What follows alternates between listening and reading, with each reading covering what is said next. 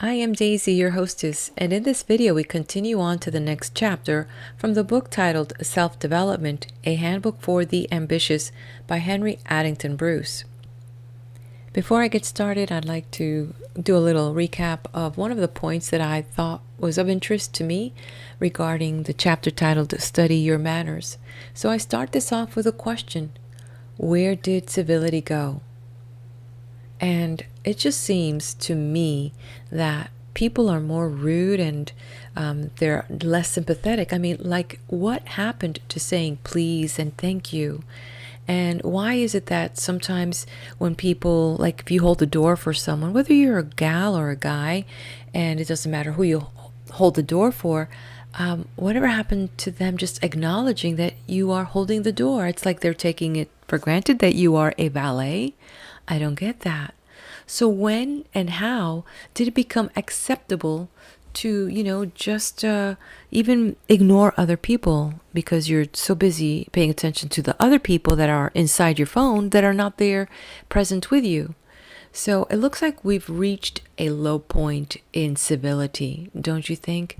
And my question is there any hope for a polite society to make a comeback? Can we make this fashionable? Well, my dear one, I hope that you and I can begin to start a new trend of being polite. I don't think that it's going to be a hindrance. As a matter of fact, I think it's going to be a great thing. It might even begin to show a finer pedigree. What do you think? It just seems like right now, if it's bold and brash, even in politics and even with our coffee, well, heck, that's the way to go. I just don't think that that is the way to go myself. I believe that the basic code of conduct is to treat others with honesty, with respect, to be sympathetic. We should not overlook that. To quote the author, he wrote something to the effect that self-dissatisfaction has an unpleasant, disturbing, depressing effect on the whole organism. Now, this is going to go a little bit out of the box. And it's almost like saying, if we can get out of who we are, because I know he is referring to the organism as the human body, that it begins to disturb us when we are reaching those low levels of rudeness ourselves, and it just brings and drags us down. And so it is easier to lash back when somebody steps your toes or somebody bumps at you and it's like, hey, excuse me, and then you kind of want to say, hey, what's up with you? It's easier to have a reaction that way. Now, that's the organism of the body, but could you imagine if we started seeing things as a unit, whereas the organism of every being on the planet? Have you ever seen those videos where they pan out from the earth and all of a sudden the planet itself looks like an amoeba, like a little cell with all the things moving in there, and it just looks so small, making each one of us so insignificant. But when you see the earth itself, it is that one organism with all of us in it. So imagine if we all can elevate by each one beginning to be kinder, gentler through our own good manners. What a difference would this mean for the organism known as Earth? I know, a little bit deep, a little profound, but we all have an opportunity, my dear one, to practice good manners.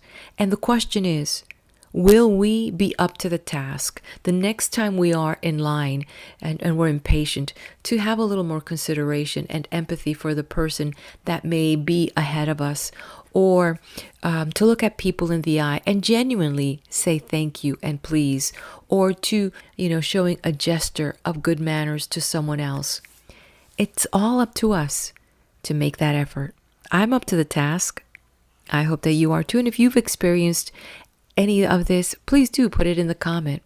As now, I will go ahead and turn the page to this other chapter, which seems to be promising, titled Dream and Do. A few words now on a subject concerning which there still exists much misunderstanding: the subject of daydreaming and its relation to the affairs of everyday life. Even some scientific students of human thought and behavior share this misunderstanding, as witness the well-nigh unanimous warning of modern medical psychologists against building castles in Spain, as the popular phrase terms daydreaming. they condemn daydreaming as exercising a baneful influence on the instinct to creative effort. They condemn it, too, as unfitting the daydreamer to cope with the often hard and unpleasant facts of ordinary existence. Daydreaming, they say, in effect, is indeed nothing more or less than living in an unreal world. It is a flight from the actual to the fictitious, and it may too readily become so habitual as to disqualify for successful activity those who engage in it. And because daydreaming incapacitates for effort, hence helps to prevent its own rosy fancies from ever becoming true, it tends to embitter the dreamer, to put him at odds with his fellow man, to cause him to withdraw more and more into himself. It accordingly may, as it is ultimate effect, a more or less serious mental unbalancing. That there is some warrant for this sweeping condemnation of daydreaming cannot be gainsaid. Only it is too sweeping. Under certain circumstances, daydreaming may be helpful, not hurtful.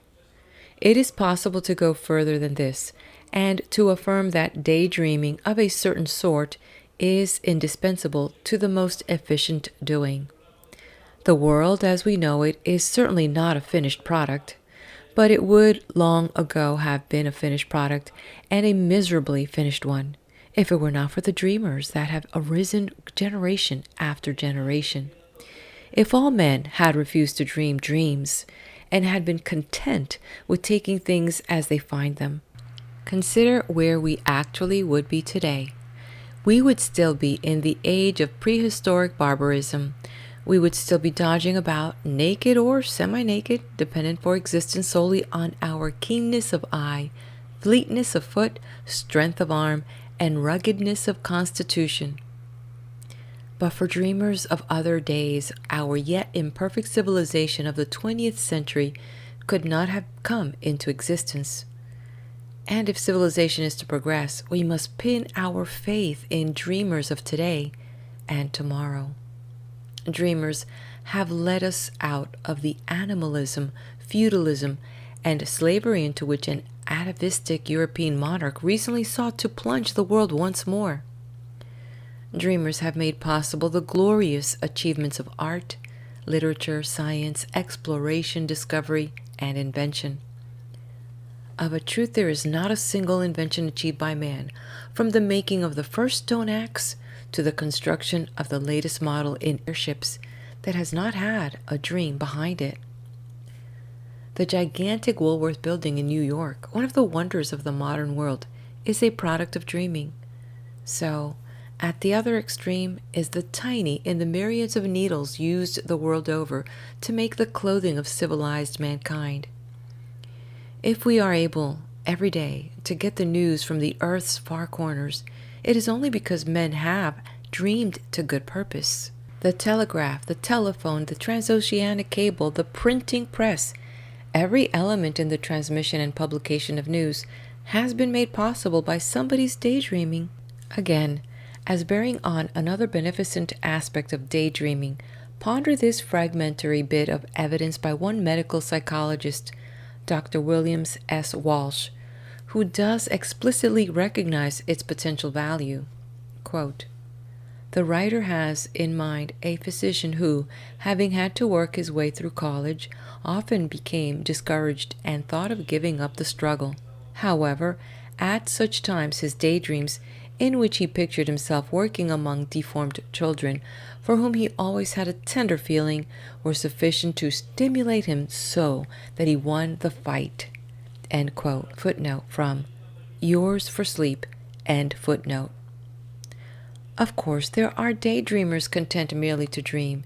It is these who have misled the medical psychologists into their wholesale condemnation of daydreaming, and to whom Sir Charles Woolston refers in his striking passage, quote, "The mere dreamer gazes upon the brilliant sun until his vision is dimmed and his whole brain lapses into a hypnotic state. The world outside the immediate radius of this brilliant sun is one great darkness, and he expends the weakened energy which is left to his somnolent nature in railing at his darkness and despising it." End quote. Yet Sir Charles Woolston is not quite fair even to dreamers of this extreme type. They are not always without value to society. If they accomplish little or nothing themselves, they often have the merit of inspiring dreams in other men more capable of accomplishment. And always, as already said, the doing of great things depends on the dreaming of great dreams. Doing, however, must indeed follow the dreaming. If the dreaming is to be worthwhile, it must be earnest doing, patient doing, thorough doing. Alas, how many there be who fail because their doing is not of this type? Even when earnestness is not lacking, patience and thoroughness too often are. Still worse, multitudes of people seem to think that they can achieve success by doing according to the pernicious motto, "Any way is a good enough way." In every vocation we find people obsessed with this terrible belief. It is absolutely fatal to their prospects in life. Under its influence, they are certain to be kept from making headway, certain to drift helplessly from one position to another, until the time comes when they are too old to work at all and too poor to pass the remainder of their days in any comfort. They cannot hope to hold any position long, if only because the idea "any way is a good enough way" fosters in them the vice of inaccuracy, so justly detested by all employers. Employers well know that an inaccurate employee is a dangerous one to have around, for he always contains within himself the possibility of mistakes that may cost infinitely more than the wages he receives. Wherefore, inaccurate employees are tolerated only until their places can be filled. Then they are turned adrift even before they have made any mistake of consequence. Naturally, they feel aggrieved, especially if they are victims of the "anyway" obsession. They are likely to reason much after the manner of a certain cook when taken to task for her indifferent cooking. "I guess I cook well enough," was her sullen response. "I notice that what I cook is eaten." "Is that proof of its excellence?" demanded her amazed mistress. "Would you have us waste it if we do not like it? Or do you really think that any kind of cooking is good enough cooking?" Today that cook is inflicting her indifferent cooking on some other family, who doubtless will similarly astonish and aggrieve her by letting her go at the first convenient moment. Some day she may discover what the trouble really is, and may get a new and wiser point of view, appreciating the truth of the adage that whatever is worth doing at all is worth doing well. Until this enlightenment does come to her, she can count on being a perpetual loser of positions. So with these stenographers who type their letters carelessly, the clerks who work unsystematically, the salesman who makes reckless statements, all workers who lightly value effort and accuracy. And they cannot progress. They cannot possibly progress. Many years ago, writing of business success, a wise philosopher of everyday life made the declaration, "It matters little what virtues a man has if he is habitually inexact." These words are worth taking to heart by all of us today. Most of all, they should be taken to heart by those of us who are so unfortunate as to suppose that in our work, any way is a good enough way. Be earnest, be patient, be thorough. That is not the entire formula for business, but it is a large part of the formula. End of chapter. All right, let's stay right here because I'm going to go ahead and move on to the next chapter. Before you do, could you be kind enough and please hit that like button, subscribe to the channel. If this is something that you feel someone could benefit, please do share that. And thank you, thank you. Let's move on to the next chapter now, titled Outside of Business. Special attention should also be called to another pernicious idea of wide currency, the idea summed up in the phrase, "Outside of business, my time is my own to use as I please." Often we hear this asserted. Almost always, it is worth noting, it is made by people who misuse their time outside of business. To speak frankly, they would not think of making such an assertion if they did not feel that their behavior had put them on the defensive. And it is an exceedingly poor defense that they set up. For after all, if a man is working for somebody else, he should not feel that his time outside of business is his own to use as he pleases. If it please him to dissipate in his leisure hours, what then? Does it not then happen that he unfits himself to spend his time properly during business hours?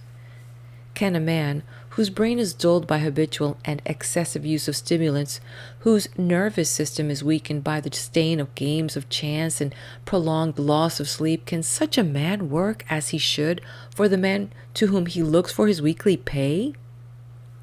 And is it not this true also of those who, without dissipating in the popular sense of that word, habitually overstress themselves in their leisure? Remember, I urge you that when you engage in work for pay, you are under a moral obligation to keep yourself fit to give value for the money you receive. Remember, at any rate, that if you do not keep yourself fit mentally and physically, you will not hold your position very long. Remain under the absurd delusion that your time outside of business is yours to misuse, and in the end you will find yourself unable to get, let alone hold, any position whatever. And long before that time comes, you will be a pitiable sufferer from chronic distress of mind. This holds good even in the case of people who, choosing amusements harmless enough in themselves, pursue them too ardently. I know a man who 10 years ago was earning an exceptionally good salary and was looked upon as a man of great promise in his profession. Everybody who knew him predicted a remarkable success for him. Today, those who once enviously watched this man seldom give him a thought, except, perhaps, to inquire what has become of him. He has dropped completely out of their ken. Few of his old acquaintances know what he is doing or even where he is. As a matter of fact, he is holding a subordinate position in a city far removed from the scene of his meteoric rise. And his thoughts, whenever he glances back at the past, cannot be pleasant ones. Nor is he so much in evidence at dances as he was in those earlier times. He does not dance at all because he has to work too hard to hold his job to feel like dancing. In all probability, though, he does not suspect that between his present obscurity and the dancing mania with which he once was obsessed, there's a direct relation of cause and effect. Yet there can be no doubt of the relationship.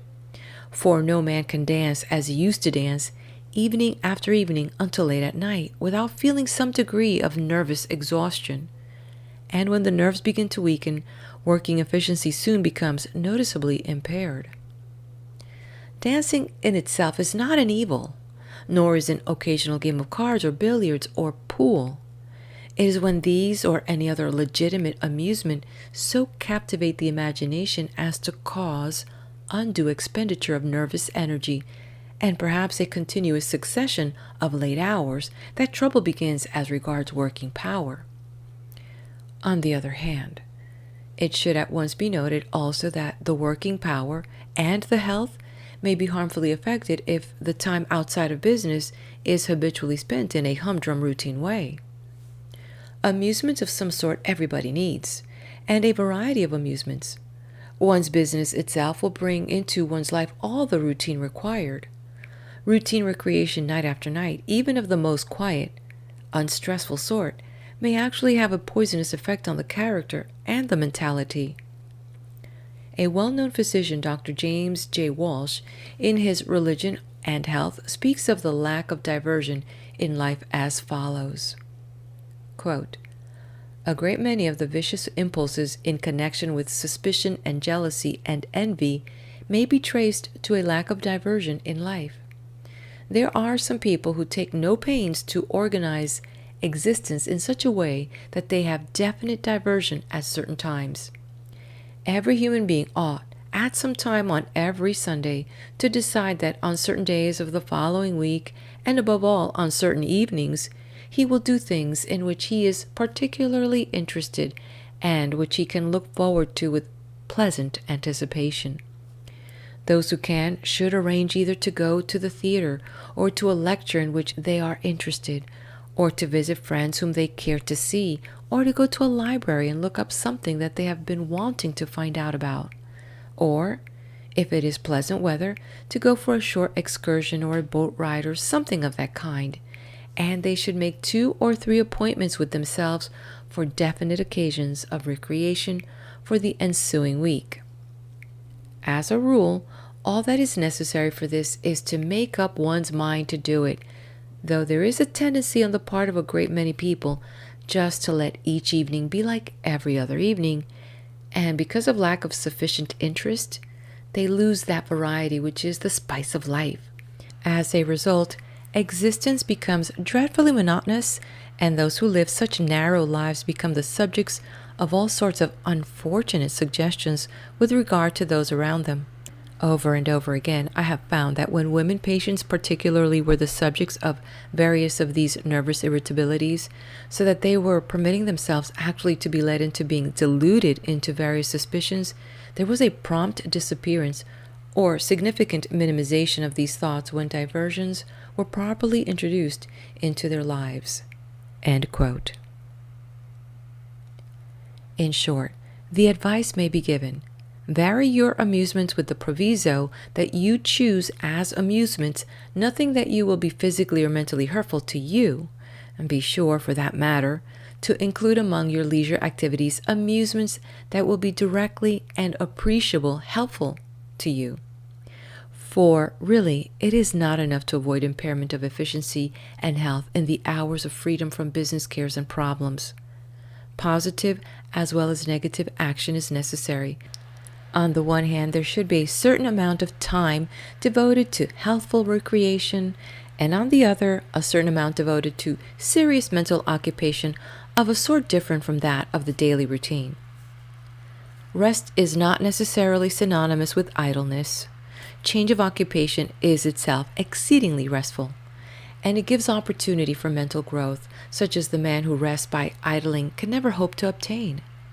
So true is this that the wise use of spare time often enables a man to progress to heights of achievement from which the circumstances of his life seemed utterly to debar him. Strikingly to the point is the experience of a personal friend of mine. I can, at the moment, recall nothing more impressively illustrative of the importance of using spare time wisely. My friend is a foreign-born citizen.